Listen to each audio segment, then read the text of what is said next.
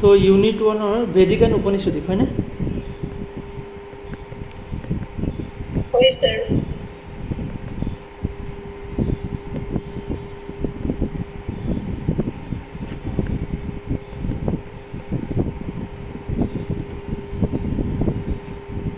वैदिक and Upanishadic philosophy. रुको एक second.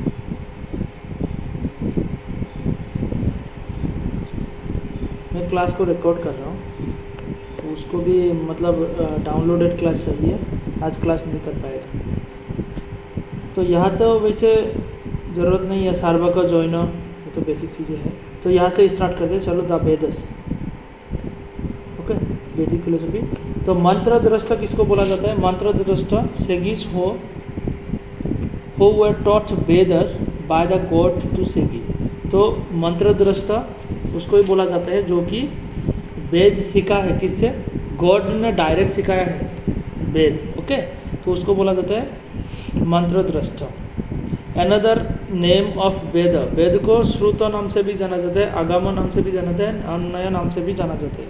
अपुरुषेय, that means which not authorized by human, इसको अपुरुषेय बोला जाता है। वेद इज अपुरुषेय, कि वेद जो है वो ह्यूमन द्वारा रिटन नहीं है। ओके, तो नेक्स्ट है कि वेद, वेद का 4 पार्ट है यहाँ पे देखो, संहितास, ब्राह्मणस, अरण्यकस एंड उपनिषद। वेद जो है 4 पार्ट्स है, तो 4 parts of Veda, Samhitas, Brahmanas, Aranyakas and Upanishads. तो हेलो। और सर মানে এই अपरुषेयটো एक्जेक्टली বুজি পোৱা নাই।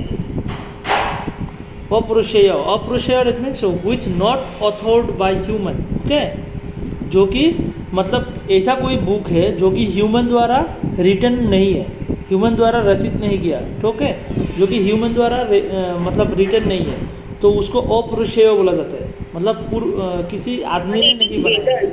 हाँ, तो अपुरुषेय, वेद इज अपुरुषेय। ओके, वेद इज अपुरुषेय। तो वेद जो है 4 पार्ट्स है वेद का, संहिता, ब्राह्मणस, अरण्यकस एंड उपनिषदस। तो संहिता क्या है? The Samhita, Samhita the consist of 4 वेद। तो यहाँ पे संहिता जो है वो 4 वेद से कंसिस्ट है, मतलब ऋग्वेद, समवेद, यजुर्वेद, अथर्ववेद। तो ये क्या है? संहिता, संहिता कलेक्शन ऑफ संहिता से, 4 कलेक्शन ऑफ संहिता। तो यहाँ पर देखो जो फर्स्ट वेद है वो क्या है? Rigveda, the oldest Veda. Okay, Rig means the praise और इल्यूगी, ऋग्वेद। तो यहाँ पर क्या होता है? Rigveda consist of the sukta and mandalas. ये इंपॉर्टेंट पॉइंट है, सूक्त एंड मंडलस। ऋग्वेद किससे कंसिस्ट है? सूक्त एंड मंडलस मिलकर ऋग्वेद बना है। 4 टाइप्स ऑफ सूक्त, यहाँ पे 4 टाइप का सूक्त है। ऋषि सूक्त थ्रू द सेगिस, okay, Deva Sukta, okay, hymns in praise of god. Next Shant Sukta, that means साम राइथमिक फॉर्म। एंड अर्थ सूक्त जो है मीनिंग ऑफ मंत्रस। तो यहाँ पे 4 सूक्तस है। ऋग्वेद का 4 टाइप्स है, यहाँ पे देखो, ऋषि सूक्त, देव सूक्त, शांति सूक्त एंड अर्थ सूक्त। जस्ट ऐसे सीक्वेंस में याद रखना, ठीक है सर? हाँ, संहितार जे 4টা মানে 4টা কালেকশন আছে, ঋগ্বেদ, সামবেদ, যজুর্বেদ এন্ড অথর্ববেদ। তো এই 4টা এনেকে সিকোয়েন্সতে ৰাখিব লাগিব নে? सीक्वेंस, यस, ये सीक्वेंस में चाहिए। यहाँ पर देखो RSYA, तो इसे याद रखना है। इसके लिए ये RSYA है जिससे तुम याद कर सकते हो। RSY है YA, that means Rigveda, Samaveda, Yajurveda and Atharvaveda. ये सीक्वेंस में चाहिए क्योंकि ऋग्वेद सबसे ओल्डेस्ट वेद है एंड जो अथर्ववेद है ना वो सबसे मतलब लास्ट वेद है। ओके, रिसेंट जो है मतलब। तो यहाँ पर इसको सीक्वेंस में याद रखना चाहिए, RSYA। सर अरे मींस प्रेज और কি লিখিছে এইটো? कहाँ पे? हाँ, प्रेज और इल्यूगी, EL। यहाँ पे स्पेलिंग मिस्टेक है, रुको एक सेकेंड। ये वर्ड में देख के देता हूँ, रुको एक सेकंड। एक्चुअली इसका मीनिंग क्या है?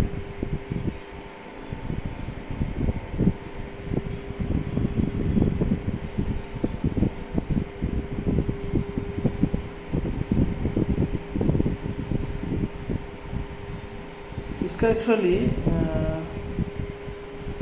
इट मीन्स, इसका मतलब है ए स्पीच और pitch of writing. Okay, EULOGY, यूलोगी, that means a speech or pitch of writing that says good thing about somebody or something. Okay, इसका मतलब क्या है? ए स्पीच ऑफ पिच और ऑफ राइटिंग, किसी मतलब ऐसा है कि कुछ ऐसा राइटिंग है जो कि अच्छे के बारे में बोलता है, ठीक है, एथिकल टीचिंग देता है, तो उसको बोला जाता है यूलोगी। ओके, बुझो पाइसा ना? Yes sir. मैं इधर लिख रहा हूँ साइड में।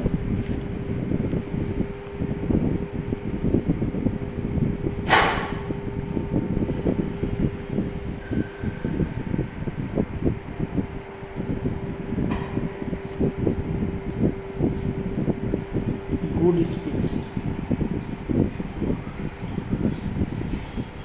ओके,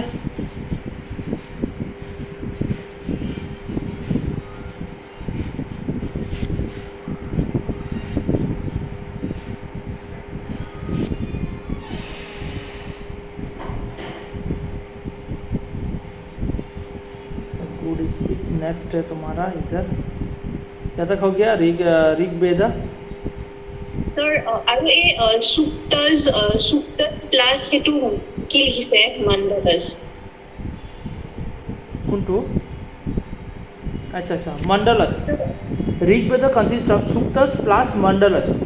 ओके, तो ऋग्वेद जो है वो सूक्तस एंड मंडलस मिल के ऋग्वेद बनता है। ओके, सूक्तस एंड मंडलस, तो यहाँ पर 4 सूक्तस है और मंडलस मतलब अलग अलग बहुत सारे हैं, तो इतना डीप में जाने का कोई ज़रूरत नहीं कि मंडलस क्या क्या है, वो वैसे बहुत सारे मिलेगा, गूगल करोगे तो वहाँ पर भी मिल जाएगा। ओके, इन वैदिक फिलोसफी डिफरेंट मंडलस, तो ये वैसे मारोगे तो बहुत आ जाएगा।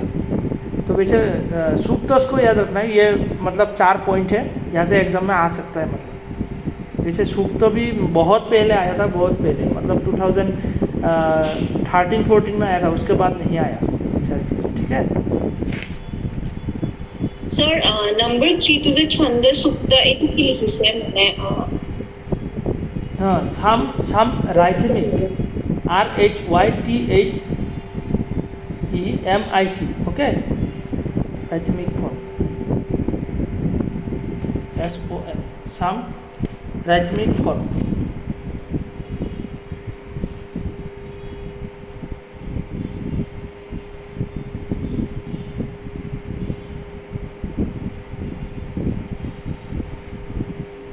राइथमिक मतलब ऐसा, हाँ हाँ, किंवा कैसा? नाही होइছে सर, नाही सर मैं लिखी होइছে, थैंक यू। अच्छा, नेक्स्ट ऐसे तुम्हारा समवेद। समवेद इट मीन्स, ये तो ऋग्वेद हो चुका है, उसके बाद समवेद इट मीन्स सम, यहाँ पे सॉन्ग से याद रखना, मेलोडीज का कलेक्शन है ये। Samaveda SAM, Samaveda is a collection of melodies और म्यूजिकल नोट्स, कुछ म्यूजिकल नोट्स का ये कलेक्शन है। यहाँ पर यह था suktas and mandalas, consist of suktas and mandalas था, और यह जो समवेद है ये क्या है? सॉन्ग फॉर्म में है, मतलब म्यूजिकल नोट्स है कुछ, मतलब इस टाइप का। ओके, नेक्स्ट यजुर्वेद जो है योजना के बारे में बात करता है, योजना, युग। Okay, there are division of Yajurveda, Krishna Yajurveda and Shukla Yajurveda. Krishna Yajurveda combination of mantras and Brahmanas, and Shukla Yajurveda जो है, शुक्ल यजुर्वेद जो कि यहाँ पे ओनली मंत्र पोर्शंस होता है, ठीक है। कृष्ण यजुर में मंत्रस एंड ब्रह्मणस दोनों होता है, और ये शुक्ल यजुर में ओनली मंत्र पोर्शंस होता है। नेक्स्ट उसके बाद कृष्ण यजुर को 4 पार्ट्स में भाग किया जाता है, ब्रांचेस ऑफ कृष्ण यजुर, तत्तीय, मुत्रायणी, कथा एंड कपिलिस्ट कथा। ये इंपॉर्टेंट है, इसको याद रखना। ओके, फोर ब्राह्मणस क्या क्या है यहाँ पे, कृष्ण यजुर का यहाँ पर देखो ब्रांचेस ऑफ कृष्ण यजुर, तैत्तिरीय मुद्रायणी, कथायन कपिलिस कथा। ओके, नेक्स्ट क्या है देखो यहाँ पे अथर्व वेद। अथर्व दैट मीन्स जो कि लास्ट वेद है, जिसको मतलब एकदम सिंपलेस्ट लैंग्वेज में लिखा गया था। Okay, it is the different form of other Vedas, it is in the simplest language.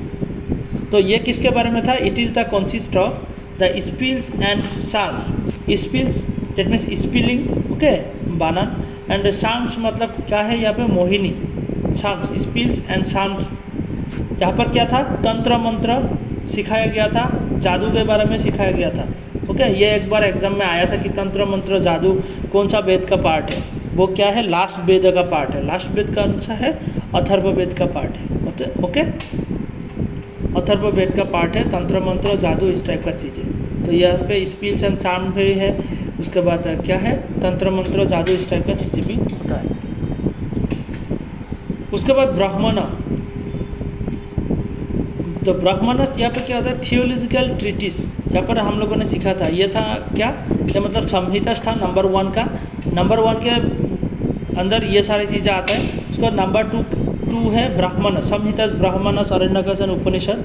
तो यहाँ पर ब्राह्मणस तो यहाँ पर क्या होता है, गॉड सोल इस टाइप का थियोलॉजिकल ट्रीटिस, मतलब यहाँ पे बात किया जाता है। Collected the Brahmans, it is the prose and story form explanation and different rituals के बारे में यहाँ पे सिखाया गया है। बताओ सर, এই শুক্ল যজুর্বেদতো মন্ত্ৰৰ কথা কয়, তো সেইটো যদি আমাক সোধে যে মন্ত্ৰ ক'ত হয়, তো আমি অথৰ্ব বেদ কম নে শুক্ল যজুৰ্বেদটো কম?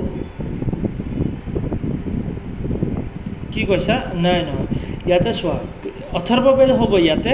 অথৰ্ব বেদ এইটো ইয়াতে চাৰিটা বেদৰ ইয়াতে চোৱা, ইয়াতে कृष्ण शुक्ल यजुर নহয়, ইয়াতে কি কৈছে চোৱা। तो अथर्व वेद जो है ये तो अलग सा है, ये इसका पार्ट है। यहाँ पर देखो वेद का 4 पार्ट है ना, तो नंबर 1 पे है ये है नंबर 1। नंबर 1 वेद है ऋग्वेद। नंबर 2 वेद है समवेद। नंबर 3 वेद है कौन सा, कि यजुर्वेद। एंड नंबर 4 जो है ये है अथर्व वेद। ओके, ये 4 वेद है, ये इसका पार्ट नहीं है कि शुक्ल यजुर कृष्ण यजुर, ये किसका पार्ट है, ये यजुर्वेद का पार्ट है ये सारे। तो यहाँ से स्टार्ट करके यजुर्वेद का पार्ट यहाँ पर ख़त्म हो जाता है। तो यहाँ पर मतलब यजुर्वेद का पार्ट ख़त्म हो जाता है। ओके, ये अलग सा स्टार्ट होता है, यहाँ से अलग स्टार्ट होता है, मतलब ये अथर्व वेद है। तो अथर्व वेद मतलब क्या होता है, मतलब लास्ट वेद है। यहाँ पे तंत्र मंत्र इस टाइप का चीज़ें सिखाया गया था, स्पिल्स एंड चार्म्स के बारे में सिखाया गया था अथर्व वेद में। ओके, ये जो मिल रहा है अभी ब्राह्मणस, ये किसका बारे में बात कर रहा है, यहाँ पर जो था हम लोग को मिला था कि संहिता, ब्राह्मणस, अरण्यकस एंड उपनिषदस मिला था ना 4। यहाँ पे ये देखो, ये संहितास, ब्राह्मणस, अरण्यकस एंड उपनिषदस, तो 4 पार्ट है। तो यहाँ से ये संहितास यहाँ पे स्टार्ट हुआ था, नंबर 1 पे यहाँ पे स्टार्ट हुआ था, ब्लैक कलर वाला देखो। ये जो ब्लू कलर वाला था ये 4 वेदस है, ये 4 वेदस संहितास के अंदर आता है। ठीक है, तो संहितास तो हो गया। उसके बाद हमारा सेकंड में आएगा कौन था, सेकंड में आएगा ब्राह्मणस। तो ये नंबर 2 पे आता है ब्राह्मणस। अभी समझ में आया तुमको, ब्राह्मणस आएगा सेकंड में। उसके बाद अरण्यकस, अरण्यकस मतलब 3 नंबर पे आएगा ये, एंड 4 नंबर पे आएगा उपनिषद, ये नंबर 4 पे आएगा उपनिषद। तो ये तो उसका पार्ट है, और बीच में जो ब्लू कलर है ना ये अलग सा पार्ट है, मतलब संहितास के अंदर आता है ये सारे पॉइंट। Okay okay sir. तो यहाँ पर देखो ब्राह्मणस, ये तो ये हो गया। अरण्यकस मतलब it is known as the forest book, ये एग्जाम में एक बार आया था, फॉरेस्ट बुक नाम से जाना जाता है। और यहाँ पे क्या होता है, it is deal with the meditation. Okay, ये अरण्यकस जो है ये मेडिटेशन के साथ डील होता है। उसके बाद नंबर 4 पे आता है उपनिषदस। तो उपनिषद ये तो अलग सा पार्ट है, ये नंबर 4 पे आता है। Upanishads means the mystical teaching. Okay, यहाँ पर मिस्टिकल टीचिंग होता है। The term Upanishad is derived from upa, ni and सद, 3 टर्म्स का कॉम्बिनेशन है। उप means near, knee means down and सद मीन्स टू सिट। तो यहाँ पर सिटिंग डाउन नियर उपनिषद का फुल फॉर्म है, कुछ सीखने के लिए किसी के पास में बैठना, तो उसको बोलता है उपनिषद। ओके, तो Yajnavalkya is the important character of Upanishad. ये जो युज्नावल्क्य है ना, युज्नावल्क्य ये एक बार एग्जाम में आया था। तो युज्नावल्क्य किसका मतलब कैरेक्टर है? युज्नावल्क्य मतलब क्या होता है? यहाँ पर युज्नावल्क्य एक उपनिषद का एक कैरेक्टर है। ओके, इम्पोर्टेंट कैरेक्टर है। तो यहाँ पर देखो ancient prose, poetic, ancient prose and Upanishad, ये सारी चीज़ें अभी तक आया नहीं। अगर देखना चाहते हो तो देख सकते हो, नहीं तो छोड़ भी सकते हो, आज तक आया नहीं है अभी से। ओके,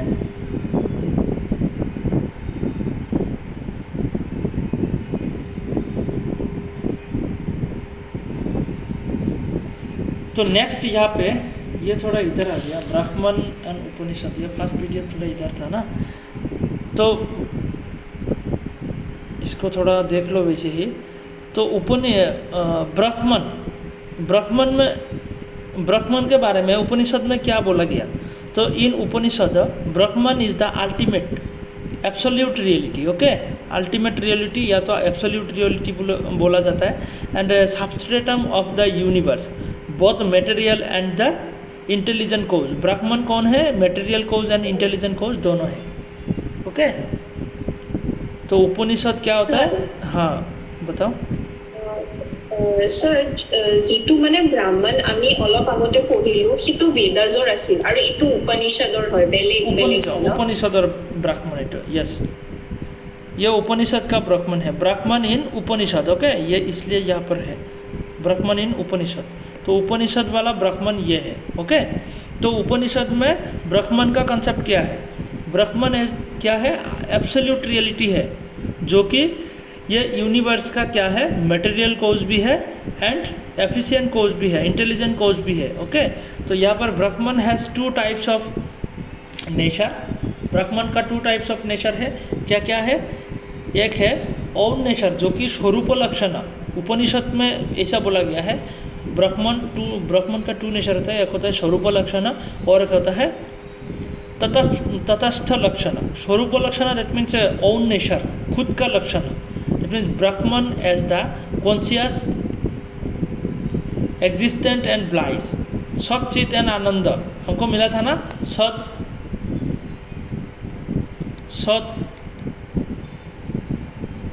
CHIT, चित एंड आनंद, ऐसे मिला था ना सच्चिदानंद। तो ब्राह्मण इज सच्चिदानंद आनंद, वो क्या है? ब्राह्मण का खुद का नेचर है, मतलब सच्चिदानंद। एंड एक्सीडेंटल एट्रीब्यूट कौन सा है? एक्सीडेंटल एट्रीब्यूट या तो तटस्थ लक्षण बोला जाता है, जो कि Brahman shore as the substratum of origin and the resolutions of the universe. तो यहाँ पर मतलब कुछ चीज़ का सबस्ट्रेटम है। ब्राह्मण ऐसा है कि कुछ मतलब शोगुण ब्राह्मण जो बोला जाता है ना, शोगुण ब्राह्मण जैसा है कि यह पे ब्राह्मण का कुछ क्वालिटी होता है, कुछ चीज़ों से ब्राह्मण बनता है। तो इस टाइप का मतलब एक्सीडेंटल एट्रीब्यूट, जो कि हम एक्सीडेंटली देखते हैं कि हाँ ब्राह्मण का ये क्वालिटी, ब्राह्मण अच्छा है, ब्राह्मण बुरा है। तो इस टाइप का मतलब हम जब कैटेगराइज करते हैं उसको बोला जाता है तटस्थ लक्षण। ओके, जो कि इग्नोरेंस के लिए हम हमारा क्या है? हमारा इग्नोरेंस के लिए, हमारा मतलब परफेक्ट नॉलेज ना होने के लिए हम कुछ क्वालिटीज़ परसीव करते हैं ब्राह्मण के ऊपर, इस टाइप का। तो यहाँ पर ये देखो 4 पुरुषार्थस है, ये अलग सा पार्ट है। तो 4 पुरुषार्थस तो वैसे पता है, धर्म, अर्थ, काम एंड मोक्ष। ये कहाँ पे बोला गया था? मांडुक्य उपनिषद में डिस्कस किया गया था 4 पुरुषार्थस के बारे में, मांडुक्य उपनिषद में। ये याद रखना, ये एग्जाम में आया था, 2019 में आया था। मांडुक्य उपनिषद में डिस्कस किया गया था 4 पुरुष सूक्तस के बारे में। ओके, जिसको पुरुषार्थस भी बोला जाता है। तो नेक्स्ट चलो दूसरा रीत के बारे में अभी देखते हैं। तो रीत के ऊपर से एक क्वेश्चन तो 100% आएगा, रीत का क्वेश्चन ऐसा आएगा नहीं, वैसे तो है नहीं। ओके, तो Yajurveda mention that we get the true knowledge of the cosmos law from 7 forces of the nature. तो यजुर्वेद में मेंशन किया गया है कि हमारा जो नॉलेज होता है ना 4 सोर्सेज से मिलता है। यहाँ पे सन से, मून से, फिरामेंट, वाटर्स, क्लाउड, फायर, अर्थ। तो इस टाइप का कुछ चीज़ें हैं जहाँ से हम लोग को क्या मिलता है, ट्रू नॉलेज मिलता है। ओके, तो यहाँ पर देखो पंच महायुजनास। तो योजना के बारे में यजुर्वेद में डिस्कस किया गया था। योजना कहाँ पे डिस्कस किया गया है, कौन सा वेद में, यजुर्वेद, महायोजनास, डेट मीन्स यजुर्वेद। यजुर्वेद में क्या डिस्कस किया गया है, योजना के बारे में डिस्कस किया गया है। मतलब तो योजना देखो, ऋषि योजना, देवो योजना, पितृ योजना, मनुष्य योजना, भूत योजना, राजस्व योजना, इस टाइप का कुछ योजना से। तो यहाँ पर देखो जो ऋषि योजना है, ऋषि, हाँ बताओ। স্যার একটু সান মুন তার পিছত কি লিখিছে? फिरामेंट, डेट मीन्स स्टे और हेवन। ओके, फिरामेंट मतलब क्या होता है एक्चुअली, फिरामेंट मतलब एक्चुअली, रुको एक सेकेंड, हेवन जैसा ही होता है मुझे लग रहा है।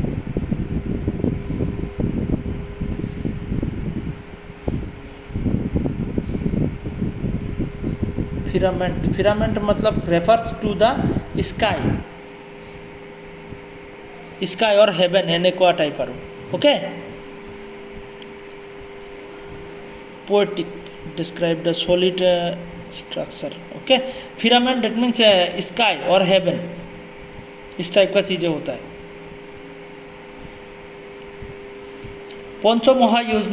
पंचमहायोजना, ऋषि योजना किसको बोला जाता है, इसको ब्रह्म योजना भी बोला जाता है। ऋषि योजना को स्टडी ऑफ होली स्क्रिप्चर्स। ऋषि योजना हम कैसे परफॉर्म करेंगे, स्क्रिप्चर को होली स्क्रिप्चर्स स्टडी करके। ओके, ऋषि योजना पालन किया जाता है। उसके बाद देवो योजना जो है, वर्शिप ऑफ डेटीज, देवतास को पूजा करके हम देवो योजना परफॉर्म करते हैं। उसके बाद पितृ योजना ऑफरिंग लिबरेशंस टू द एंसेस्टर और पितरस। तो पितृ योजना हम कैसे कर सकते हैं कि जो हमारा एंसेस्टर्स है उसको क्या करके ऑफरिंग फूड्स, उसको हम फूड्स ऑफर करते हैं, या तो उसके लिबरेशन के लिए हम पूजा प्रार्थना इस टाइप का कुछ चीज़ें करते हैं, देन उसको बोला जाता है पितृ योजना।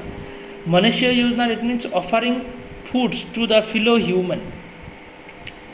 Okay, offering foods to the fellow human. जब हम फिलो ह्यूमन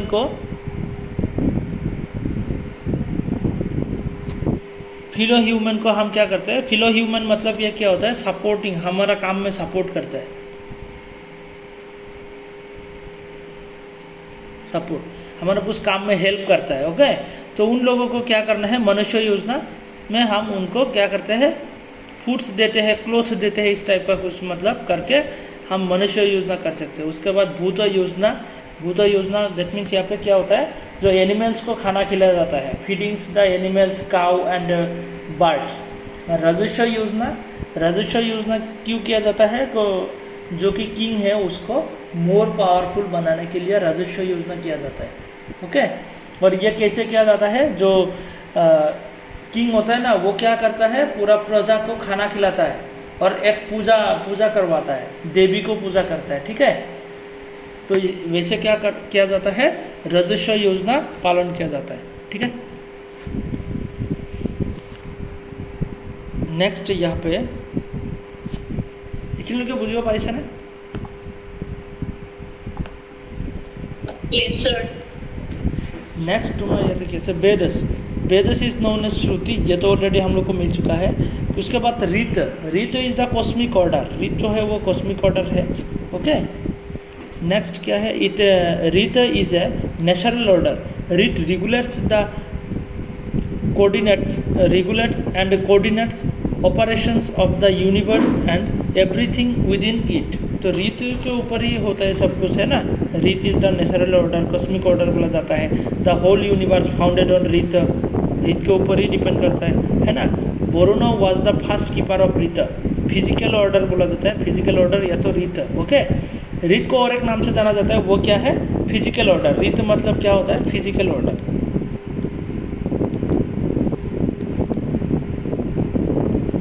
फिजिकल ऑर्डर नाम से भी जाना जाता है ऋतु को। और इसका जो फर्स्ट कीपर था वो था वरुण। ओके, वरुण था फर्स्ट कीपर। वैदिक धर्म इज एंटायरली बेस्ड ऑन ऋत। जो वैदिक धर्म है वो तो ऋत के ऊपर ही है। Rta is known as the ब्रातानी। ऋत को और एक नाम से जाना जाता है, वो है ब्रातानी। क्या हो रहा है, कहाँ चला गया, यहाँ पर है। तो ऋत का और एक नाम है वो है ब्रातानी।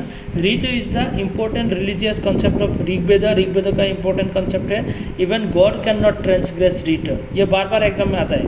God can not transgress Rta but Rta can transgress god. Okay, यहाँ पे और एक पॉइंट मैं लिख रहा हूँ, इसका जो ऑपोजिट पॉइंट होता है, but Rta can transgress god. Okay, but Rta जो है ना वो गॉड को ट्रांसग्रेस कर सकता है। Okay, Aditi is equivalent to Rta. जो अदिति है ना, अदिति क्या है, ऋत के इक्विवेलेंट है, equivalent to Rta. Mother of Varuna है। अदिति कौन है, अदिति को ऋत के समान माना जाता है, मतलब इक्वल माना जाता है अदिति को। और अदिति जो है ना वो मदर ऑफ वरुण। वरुण कौन था, वरुण था फर्स्ट कीपर ऑफ ऋत। ये जो वरुण है ये कौन था, फर्स्ट कीपर ऑफ ऋत। ओके, याद रखना, ये सारे कुछ मतलब इम्पोर्टेंट पॉइंट है। हो गया। नेक्स्ट देखो, योजना या तो सेक्रीफाइस। योजना किसको बोला जाता है, योजना के बारे में ऑलरेडी हम लोगों ने 5 योजना देख के आया। बट योजना एक्चुअली होता क्या है, जो कि वर्ल्डली क्रिएशंस होता है ना। योजना means to save the worldly creations. तो वर्ल्डली क्रिएशंस, ये सारे वर्ल्ड को मतलब क्या करने के लिए, सेव करने के लिए क्या किया जाता था, वैदिक पीरियड में कुछ मतलब योजनास किया गया था कि हमको नेचुरल हैज़ार्ड से या नॉन नेचुरल हैज़ार्ड से बचना है। मतलब इसलिए पूजा किया गया था, प्रार्थना किया गया था कुछ टाइप का, तो उसको योजना बोला जाता था। इसलिए किया जाता था कि नेचुरल हैज़ार्ड से हम बच सकें। Okay, yojana means to save the worldly creations from natural hazards in Vedic period. योजना हैज़ द 3-fold मीनिंग। योजना का 3-fold मीनिंग है of worship of deities, unity and charity. Okay, the rituals fire is the regarded as the essential element. ये exam में आया था, fire is the essential element for योजना। तो योजना परफॉर्म करने के लिए जो मतलब फायर है ना, फायर सबसे एसेंशियल एलिमेंट है, उसके बिना फायर मतलब योजना नहीं किया जाता। ओके, उसके बाद वैदिक योजनास आर परफॉर्म्ड बाय 4 प्राइसेस। तो वैदिक योजना 4 प्राइस में परफॉर्म किया जाता था। जो होता था उसको ऋग्वेद के साथ रिलेशन है होता। अध्वर्य जो था उसको अथर्ववेद यजुर्वेद से यजुर्वेद से, एंड उद्गत जो था उद्गत समवेद से रिलेटेड, एंड ब्रह्मण जो था ना ये अथर्ववेद से रिलेटेड है। ये बहुत इंपॉर्टेंट है, यहाँ से क्वेश्चन बार बार आता है, समझ लो। कम से कम जितने बार एग्जाम हुआ ना, मतलब लगभग सभी एग्जाम में ये क्वेश्चन पूछा गया है कि जो होता है वो ऋग्वेद के साथ, अथर्ववेद यजुर्वेद जो है वो अध्वर्य के साथ, एंड उद्गत जो है समवेद के साथ रिलेटेड, एंड ब्राह्मण जो है अथर्व के साथ रिलेटेड। ओके, 5 ग्रेड योजना से महायोजना वो ऑलरेडी हम लोगों ने देख के आया है कि नहीं। ब्रह्म योजना, संकिम तुमने ज्वाइन कर लिया, उसको कुछ डाउट था, मैं डाउट क्लियर कर रहा हूँ। और क्लास रिकॉर्ड में भी बिठा दिया, तुमको रिकॉर्डेड क्लास भी मिल जाएगा। ओके, तो यहाँ पर देखो थोड़ा सा आज मतलब प्रीवियस क्लास में जो हो चुका है उसको ही डिस्कस कर रहा हूँ फिर से। तो योजना, ब्रह्म योजना, हाँ बताओ। होता, अध्वर्य, उद्गता, ब्राह्मण कितना मैंने एग्जैक्टली पॉइंट की। ये 4 प्राइसेस है, ठीक है। प्राइसेस मतलब क्या होता है, एक सेकंड मैं तुमको एग्जैक्टली हिंदी मीनिंग बता रहा हूँ। इसका हिंदी मीनिंग डायरेक्टली मुझे पता नहीं वैसे।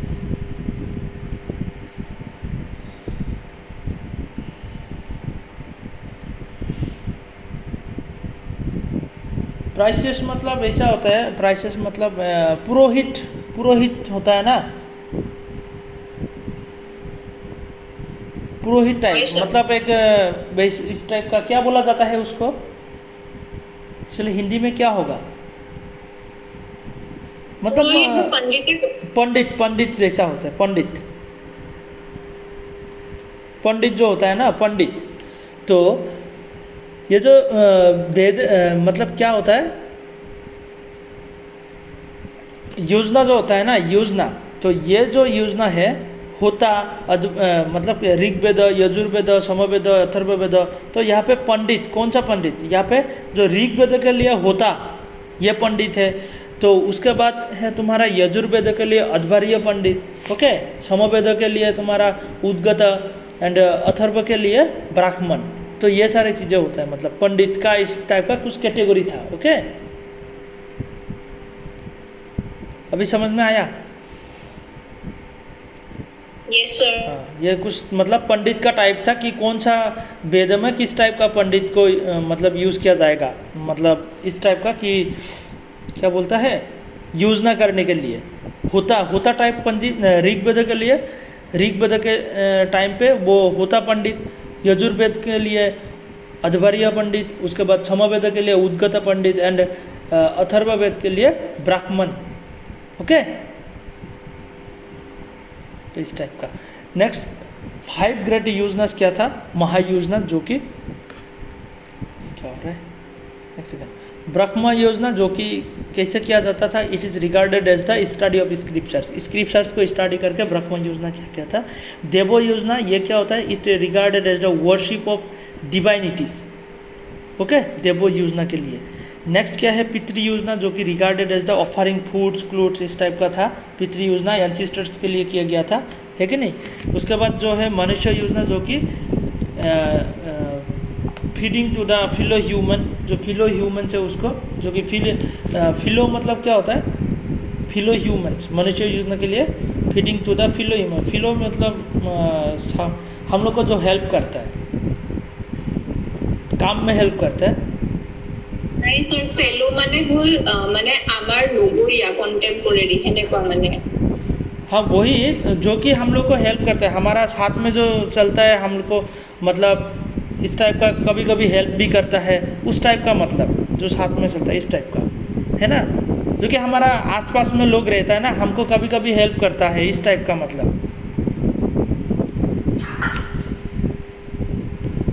বুঝিব পাৰিছানে? Yes sir. ফেলো মানেতো একচুৱেলি তেনেকুৱাই হয় যে আমাৰ ওচৰত যিখিনি আমাৰ লগত চলে মানুহখিনি, সেইখিনি হয় sir. হয় হয়, মানে কেতিয়াবা আমাৰ কামত হেল্প কৰে, তেনেকুৱা টাইপ।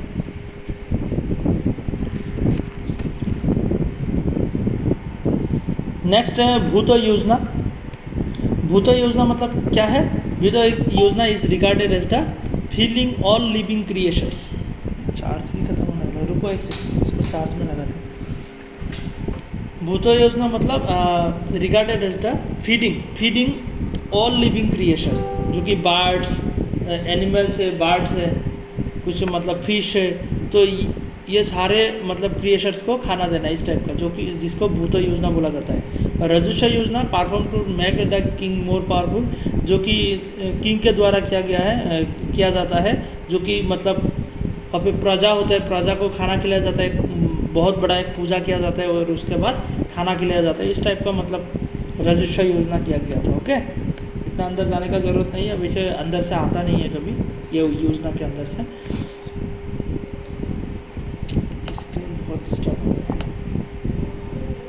तो यहाँ पर देखो, तो जो होता है ये प्राइसेस था ना, उसके बाद ऋग्वेद के साथ है, अध्वर्य यजुर्वेद के साथ, उद्गत समवेद के साथ, एंड ब्राह्मण जो है वो किसके साथ, अथर्ववेद के साथ था। तो इसको याद रखना, बहुत बहुत इंपॉर्टेंट है, बार बार आता है ये एग्जाम में। नेक्स्ट 21 डिमांडेड कंपलसरी योजनास था।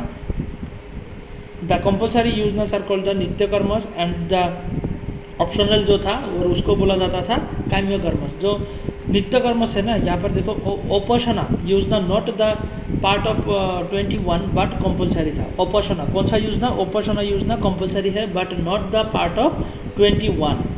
डिमांडेड कंपलसरी योजना बोला जाता है जिसको 21 उसके बाहर है बट ये कंपलसरी है, ओके। अग्निहोत्र एंड द उपासना are the perform twice daily, okay. अग्निहोत्र एंड ओपशना, ये दिन में 2 बार परफॉर्म किया जाता है। ये तो हो चुका है ना ऑलरेडी, ये वाला पेज हो गया। तो यहाँ पर फर्स्ट 7 21 में से फर्स्ट 7 जो था उसको बोला जाता है पाका योजना, सेकंड 7 को बोला जाता है वाबिर योजना, एंड लास्ट 7 को बोला जाता है सोमा योजना।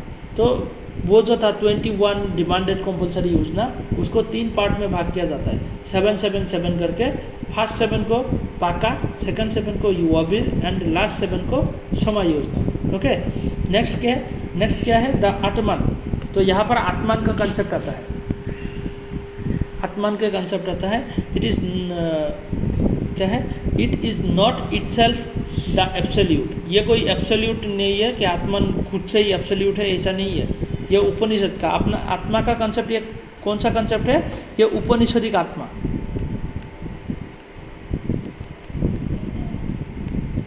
उपनिषदिक आत्मा, ओके, उपनिषदिक कंसेप्ट ऑफ आत्मा।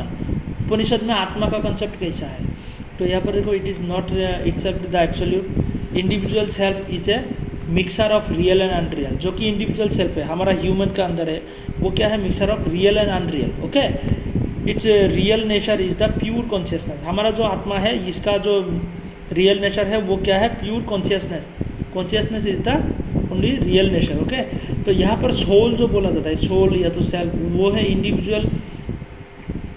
Individual personality. ओके, और जो आत्मा जो है ना, ये ट्रू सेल्फ बोला जाता है। इंडिविजुअल सेल्फ जो होता है वो उसको सोल या तो सेल्फ बोला जाता है, और आत्मा जो है ना वो ट्रू नेचर जब अचीव करता है उसको आत्मा बोला जाता है। Okay, true self. The true 3 stages of आत्मान का 3 स्टेजेस यहाँ पर देखो। विश्व, जो कि किसके साथ रिलेटेड है, जागृत का से रिलेटेड है ना।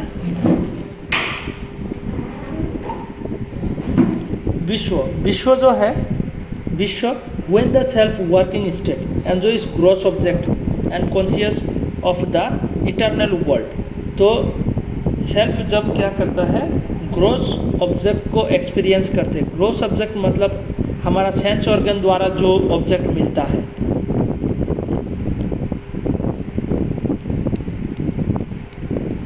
Sensual object. ओके, उसको बोला जाता है gross object. When self is working state, in working state enjoys gross objects, conscious of the external world। external world के बारे में conscious होते हैं। ओके, नेक्स्ट है तोयजासा। तोयजासा ये क्या होता है, जब हमारा आत्मन क्या करते हैं, ड्रीमिंग स्टेट में होता है। It enjoy subtle objects. ये क्या करता है, सटल ऑब्जेक्ट को एन्जॉय करता है। ठीक है, इट कॉन्शियस, ये सटल ऑब्जेक्ट मतलब जो कि ड्रीमिंग स्टेट होता है, हमारा कल्पना, हमारा थिंकिंग, इस टाइप का चीज़ें मतलब जब क्या करता है, एन्जॉय करता है उस टाइप का चीज़ में। यह सेंसुअल ऑब्जेक्ट नहीं होता यहाँ पे। नेक्स्ट है प्रज्ञा। प्रज्ञा मतलब क्या होता है, it is the sound deep. There is no object neither gross no deep sleep होता है, sound deep sleep. Okay, deep sleep. There is no subject neither gross nor subtle. तो यहाँ पर ग्रोस ऑब्जेक्ट भी एक्सपीरियंस नहीं होता है, subtle object भी एक्सपीरियंस नहीं होता, इस टाइप का। ओके, जिसको प्रज्ञा बोला जाता है। तो विश्व, तोयजासा एंड प्रज्ञा, ये तो 3 हो गया। अभी यहाँ पर देखो, various stages of consciousness, there are 4 stage. तो यहाँ पर उपनिषद में, सांख्य उपनिषद में ऐसे किया जाता है। देखो क्या है कि जागृत जो है वो किसके साथ रिलेटेड है, विश्व के साथ रिलेटेड है। जो जागृत जो है ये किसके साथ, विश्व के साथ रिलेटेड है। विश्व मतलब वर्किंग स्टेट में होता है हमारा आत्मन। और यहाँ पे क्या होता है, विथ थॉट्स। यहाँ पर देखो, ये चार्ट में सारी चीज़ें क्लियर हो जाएगा। यहाँ पे विथ थॉट, हम थिंकिंग भी करते हैं विथ कॉन्शियसनेस, थॉट करते हैं विथ कॉन्शियसनेस, और एक है with thought but without consciousness. तो विथ थॉट विथ कॉन्शियसनेस वो कौन सा होता है, जागृत एंड विश्व। ओके, और with thought but without consciousness, यहाँ पर देखो विदाउट कॉन्शियसनेस, उसको क्या बोला जाता है, स्वप्न। हम जब ड्रीमिंग करते हैं, ड्रीमिंग स्टेट में होता है हमारा आत्मन, तब हम थिंकिंग करते हैं, थॉट करते हैं, बट हमारा जो कॉन्शियसनेस है वो नहीं होता है ना, तब हमारा कॉन्शियसनेस नहीं होता है, बट हमारा ड्रीमिंग स्टेट में थिंकिंग या तो थॉट होता है। ओके, नेक्स्ट है विदाउट थॉट। विदाउट थॉट में क्या होता है, यहाँ पर कोई थिंकिंग ही नहीं है। विदाउट थॉट्स जो हमारा सुसुप्ति है, नंबर 3 पे देखो, सुसुप्ति अनकॉन्शियस स्टेट, डीप स्लीप में होता है हमारा आत्मन। ओके, डीप स्लीप में होता है, जिसको प्रज्ञा भी बोला जाता है। सुसुप्ति प्रज्ञा के साथ रिलेटेड है, तो यहाँ पर डीप स्लीप होता है, अनकॉन्शियस होता है। ठीक है, विदाउट थॉट, यहाँ पे कोई थिंकिंग भी नहीं होता है। एंड तुरिया, डेट मीन्स विदाउट थॉट्स, यहाँ पे हम चिंता नहीं करते। ब्लाइसफुल स्टेट होता है, स्टेट ऑफ फुल अवेयरनेस, यहाँ पे थॉट नहीं करते, आत्मन थॉट नहीं करते, खुद सब कुछ जानता है। यहाँ पे थिंकिंग करके क्या करेगा, जब मतलब सारे चीज़ के बारे में पता होता है, जब खुद का जो मेन मतलब जो रियल नेचर है वो मतलब अचीव कर लेता है आत्मन, जब हमारा स्टेट ऑफ फुल अवेयरनेस होता है, ब्लाइसफुल स्टेट मिलता है हम लोग को, हमारा आत्मा को, तब थिंकिंग करने का भी ज़रूरत नहीं होता है, सब कुछ पता होता है, थिंकिंग का जो कोई ज़रूरत ही नहीं होता है। और लास्ट स्टेज होता है, उसको बोला जाता है तुरिया। ओके, तुरिया बोला जाता है, या तो कॉन्शियसनेस, फुल कॉन्शियसनेस भी बोला जाता है। तो ये है आत्मन का कंसेप्ट इन उपनिषद। ओके, एक सेकंड, समझ में आया कुछ, मतलब कुछ डाउट है? श्रावस्ती बुझियो पारिसा? Yes sir. तो नेक्स्ट यहाँ पे देखो, वही चार्ट यहाँ पर है, बस दूसरा तरीके से है चार्ट। तो अवस्था त्रय बोला जाता है, ये जो चार्ट है ना, इसको अवस्था त्रय भी बोला जाता है, ये यूट्यूब से मैंने बनाया था। तो अवस्था त्रय, तो जागृत किसके साथ रिलेटेड है, विश्व के साथ रिलेटेड है, और यहाँ पे आत्मान जो है वो वर्किंग स्टेट में होता है। It experience the gross objects. Okay, तो क्या एक्सपीरियंस करता है, ग्रोस ऑब्जेक्ट को एक्सपीरियंस करता है। स्वप्न में तेजस के साथ रिलेटेड है, ड्रीमिंग स्टेट में होता है, और ये सटल ऑब्जेक्ट को मतलब एक्सपीरियंस करता है, और इसको ये सटल ऑब्जेक्ट को मतलब एक्सपीरियंस करते हैं। पहले वाला जागृत में ग्रोस ऑब्जेक्ट को एक्सपीरियंस करता है, और यहाँ पर सटल ऑब्जेक्ट को एक्सपीरियंस करता है। नेक्स्ट होता है सुषुप्ति। सुषुप्ति, इसके रिलेशन किसके साथ है, प्रज्ञा के साथ है। यहाँ पर डीप स्लीप में रहता है, डीप स्लीप या तो डीप स्टेट में रहता है।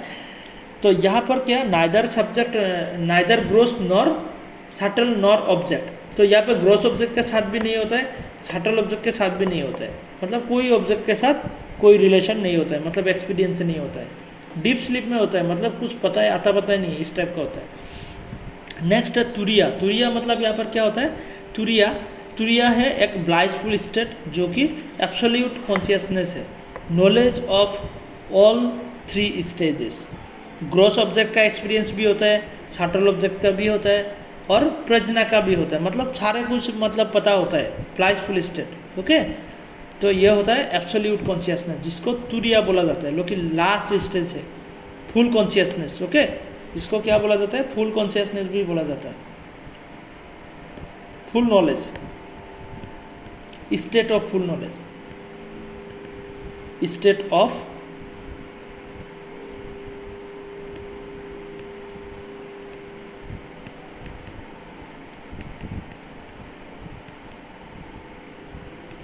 बुझिबो पारिसा ने,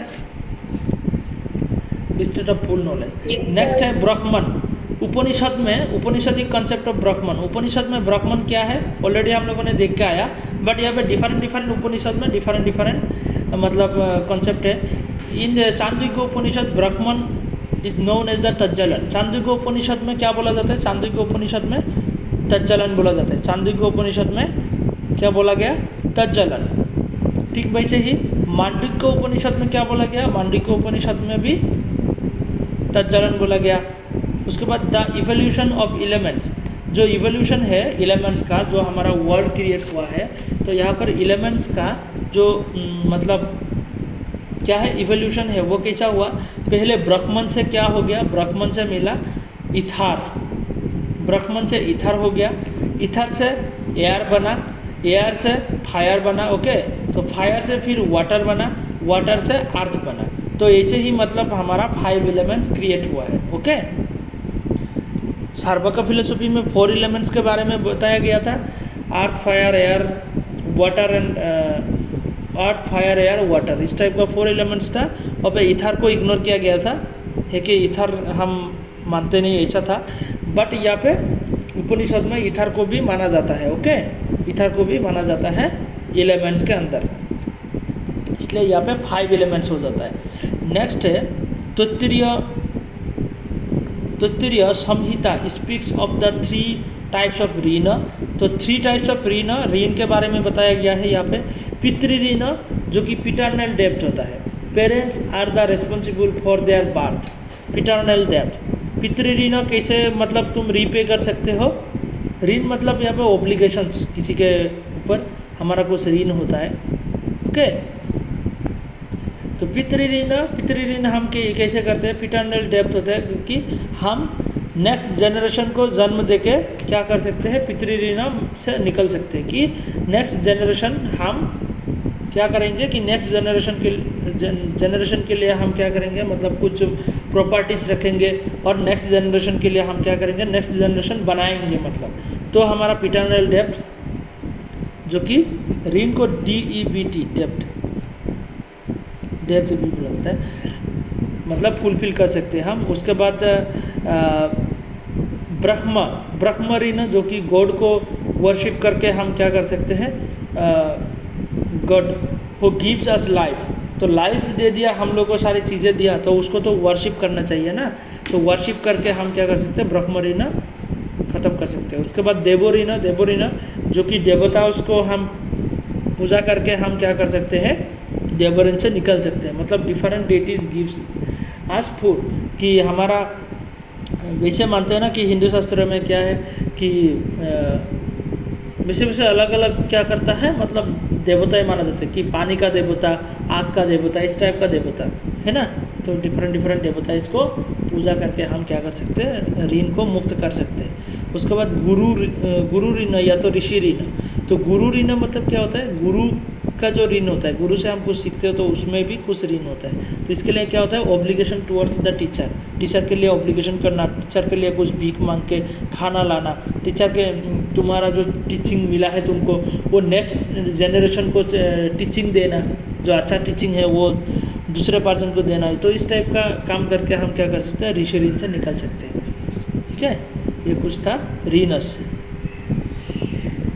तो ये हो गया हमारा वैदिक एंड उपनिषदिक का कंसेप्ट। जब तुम क्वेश्चन देखोगे प्रीवियस ईयर क्वेश्चन, वहाँ पे कुछ मतलब मिल जाएगा और कुछ नया मिल सकता है कभी कभी क्वेश्चन। वैसे उपनिषदिक में तो क्वेश्चन आएगा, वैदिक उपनिषदिक में कम से कम 3-4 क्वेश्चन आएगा।